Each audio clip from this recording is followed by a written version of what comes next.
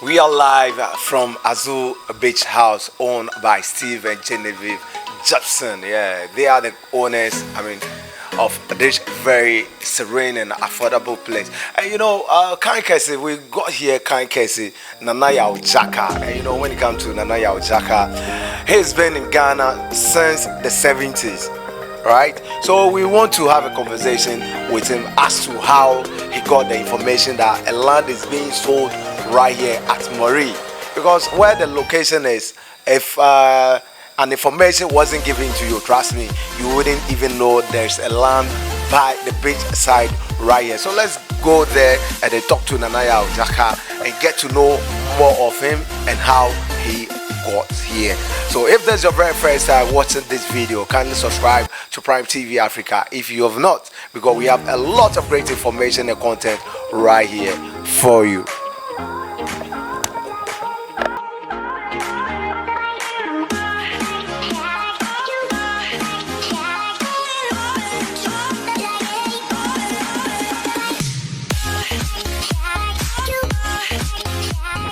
All right, we have the man Nanaya Dzaaka in the building right now. So Nana, how is it going? Hey, every day is a good day. Yeah, so you are enjoying Moree, right? Oh yeah, always. All right, so Nana, tell us, how do you get the information that a land is being sold right here by, the seashore? Because when you came here, you acquired a big land, trust me, and the project you are embarking on, trust me, when it ended, you're going to be one of the man with the luxurious, LBNB right here in Moree. How do you acquire that land? It's sort of strange. I wasn't even thinking about doing that, and we first bought some land, and as you're coming into Cape Coast, I don't know the area, but we're gonna buy some land there. We did buy it, but a big plot, and then we didn't do anything with it, so they ended up taking one of the pieces of the land. Oh, okay. And after that, I didn't want the other piece, so I sold the other piece. Okay. So I think a year or two later, my wife, because she's from Cape Coast, said there's another piece of land available. And so we came out here and we looked at it and said, oh, and the price was so unbelievably cheap. Is it in the 90s? Is it in the 90s? No, or which year is that? This would have been 2011, 2012, somewhere around there. And first we were going to buy this plot. It's just off the road when you come to Cape Coast, and there's like a bridge. I don't know the area, but you could turn left and you go up into this. Yeah, I don't really know Cape Coast, so I don't really know the area you're talking. That's where we bought it first, because we got a notify that we could buy some land there, but we didn't do anything right away. So what ends up happening, somebody, I wouldn't say stole it, but took it away from us. So they left us with just a piece. And I said, well, I don't want that piece, because it was slanted, so you couldn't do much with it. So we sold it. And then a few months later, we got an opportunity to buy the piece in Moree. Oh, okay. So who introduced you to this land? This piece of land you bought? Okay. My wife, because she's from Cape Coast. So she hears about land being for sale, and she said, well, let's go get some. some. So she pointed us in this area, and lo and behold, my daughter was looking for land at the same time, so she bought it. We didn't know that we were neighbors, so we bought ours, and then she bought hers, and that's where we're at now. Okay, so at what point do you decide to, build an LBNB? Because looking at projects, you started very well, and then we saw the first phase, and the second phase is coming with basketball courts and some field and other. At what point do you decide to build that edifice? Again, it was like, what was the main brain behind that? My wife, she was a spearhead, because I'm retired, so all I wanted to do was be retired, but she wanted to do something to make some money. So it was basically her ideal. I would have never thought about coming to Moree. Never. But she was the one. She said, "I got this land, and we can get it real cheap." And the price was so unbelievably cheap. This was like 2010, 2011. So the price was so unbelievably cheap. I said, "Yeah, go ahead." And over time, she, would do things for the land. She'd ask me, "Oh, I need some money to do this, that, and I said, "Okay." And I came back in 2011, and this was all here. So I said, "Okay." I did this because I was still working as a teacher in California. But when she showed me the land, I said, "That's it. I quit. I'm going to retire and come to Ghana." And so. So the edifice you're putting up there is your wife that suggested that thing? Right. Okay, so since you bought the land, have you encountered any problem with, the chiefs or the people around here? Have you encountered any problem with them? The problem I've encountered is, people are always trying to con you out of things or, trick you. So that was the chiefs wasn't any problem. The purchase of the land was no problem. But, there's always these hustlers because we got hustled out of the first piece of property. And I said that will never happen again. So there's been no problems here. Because relatively, when we first came here, there wasn't that many people here. There wasn't that many houses built. Okay. So I didn't get as much hassle here as I got the first time. The first time was a lot of hassle. I was being, conned and misused and abused because they knew I didn't know anything. Okay. So once my wife took over, then everything got better. But still, sometimes you have a hard time trusting people. Okay. Let's talk about trust because when we came there, I know you don't live in Moree. You stay in Accra, and then you've given the project to a certain lady who is, looking after the project for you, building everything. And when you came today, you are happy, or you were happy that things were going on well. How did you meet this lady? Let me see. How did that happen? I got to think about that because somebody died, and we met her because she was in charge of funeral arrangements. Okay. And it just one thing led to another. We had this property.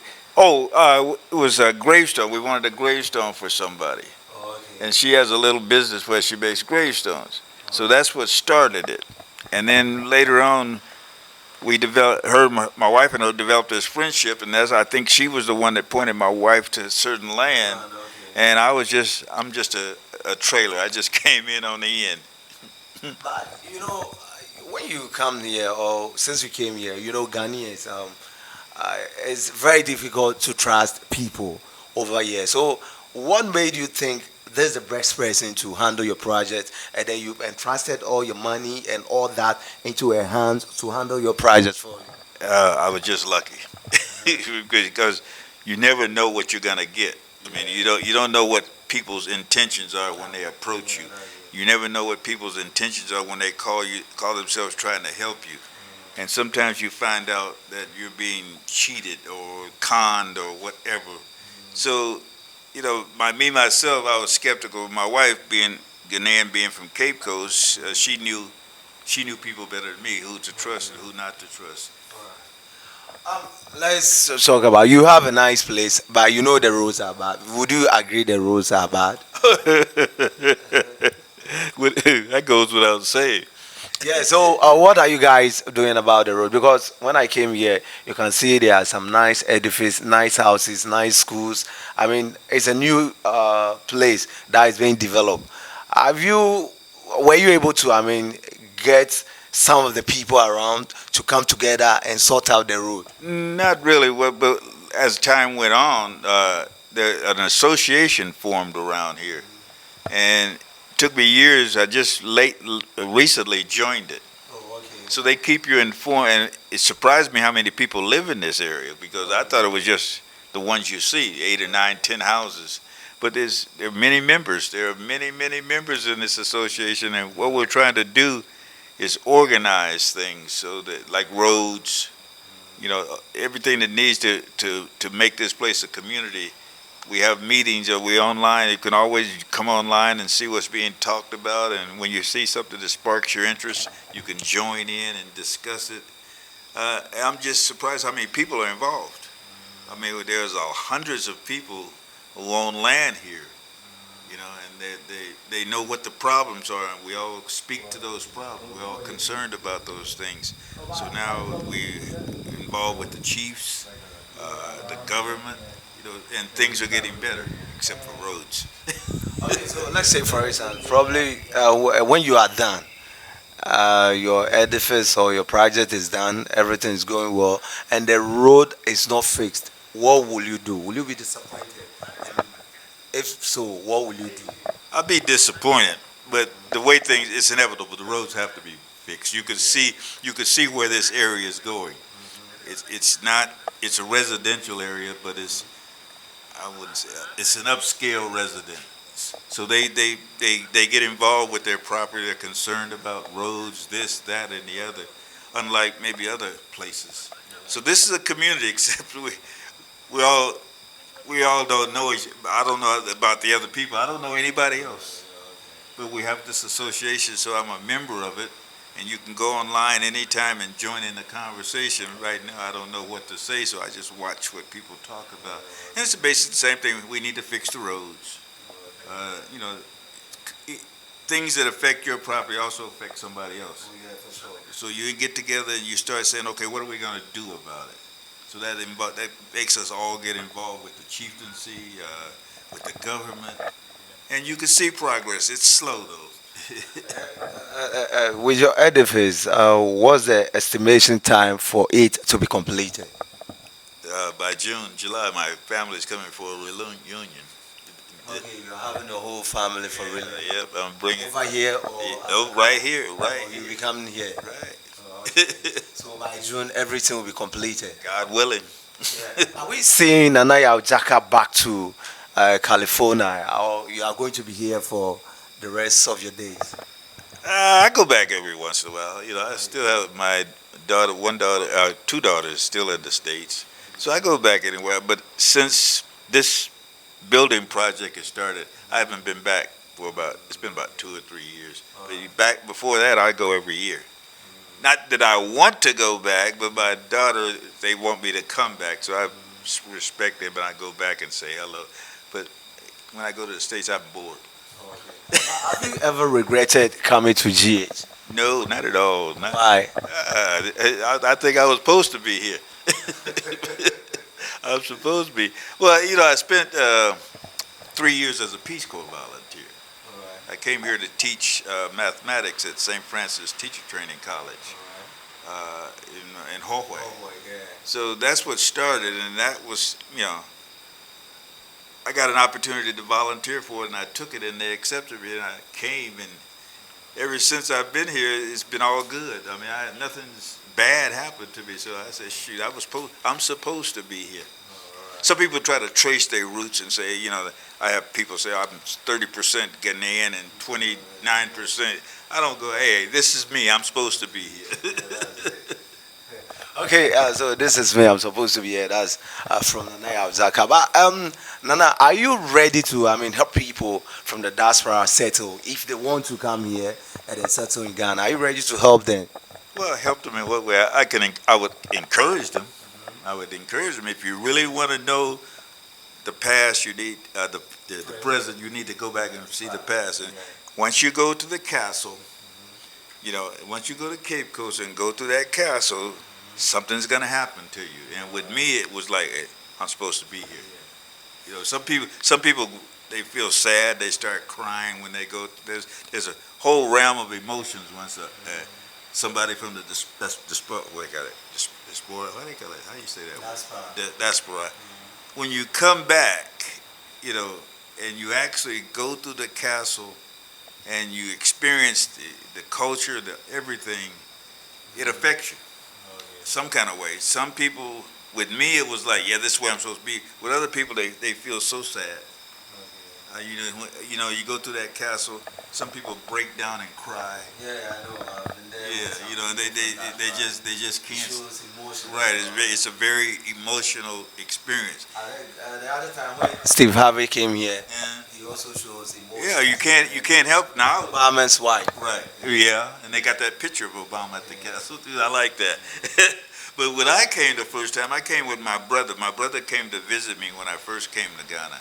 I was surprised because I didn't know he was coming. And one day I'm in my house in Hallway, and there's a knock on the door, and there's my brother. I said, "How did you get here?" He said, "Well, who brought you here?" no." He said, "Well, I got on the airplane. I knew you were in Ghana, so I got a ticket to Ghana, and I knew you were in Hallway. So I asked the Ghanaians, how do you get to Hallway?" And he said the Ghanaian took him home and let him spend the night there. And the next morning, he took him to Hallway. Okay. And so, you know, he gets to Hallway, and he said, "Okay, he has to find my house." He says, "Do you know an African American who lives here?"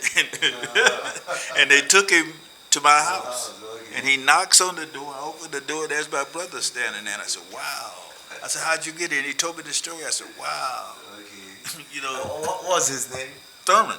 Thomas. Is he in the U.S.? Yes, Okay, so shout to Thomas. Thurman. What was the full name? Thurman Davis. I'm Herman. Okay. He was named after my father. Okay. I was named after the man that took my mother to the hospital.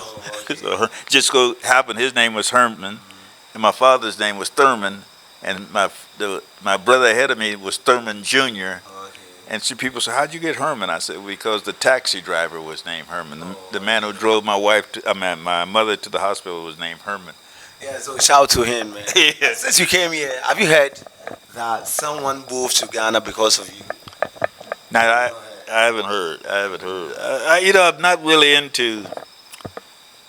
And it's happening lately. More and more, I'm getting involved with people wanting to come here because you know things like this. People come back and ask me, but in the beginning, I wasn't thinking about bringing anybody here. This was just my thing, and if you come into my sphere, then I'll tell you about my thing. And if you're interested, you can. Because people want to encourage me. Say you should tell your story. You should tell your story. And I say, you know, they should make up their own story. They should come in. But lately now, it seems like I'm getting more and more people from the States are asking me things, and I don't think of myself as being an expert. I just give them my point of view, and for some reason, they like it. Okay, you wrote your story in a book. Talk to us about the book. Where can we find the book? It's online. So, What's the title, and then what can we type to get the book? the title is "The Journey: A Peace Corps Volunteer Story." Okay. You know, and it just talks about why I came here, what I experienced here, and that's where. And then going back, the book ends where I leave here and I go back to America. I have a wife now, and later on I found out she had a child before we met. So I invited. Matter of fact, that's Genevieve. Right. Yeah. So you know, there's a story there too, a love story there. I think it's a personal thing. So No, it's not too personal. It's not too personal. So when you realize, did she hide the child from you from the beginning? Yes. So at what point did she decide to tell you? When we got to the States. Oh, okay. So you met her here, you took her to the States. Right. And then she told you she's having a Yeah, child. she said it was like a couple And years. were you angry? No. Why? Women have children, Okay. you know, and it's not her fault she had well, I guess it's her fault, but our relationship had nothing to do with that child. Okay. You know, I was in love with you before you told me about it, and after you tell me about it, I should not love you anymore. So I said, "Hey, why don't you bring the child to America?" Oh, okay. And that's who built this house. Oh, okay. That's great. So shout to Genevieve and the husband, Steve. Right. Shout to you guys. It was nice having you on Prime TV Africa. Yeah, I'm surprised. So, I'm surprised. Thanks for coming. Oh, it's over?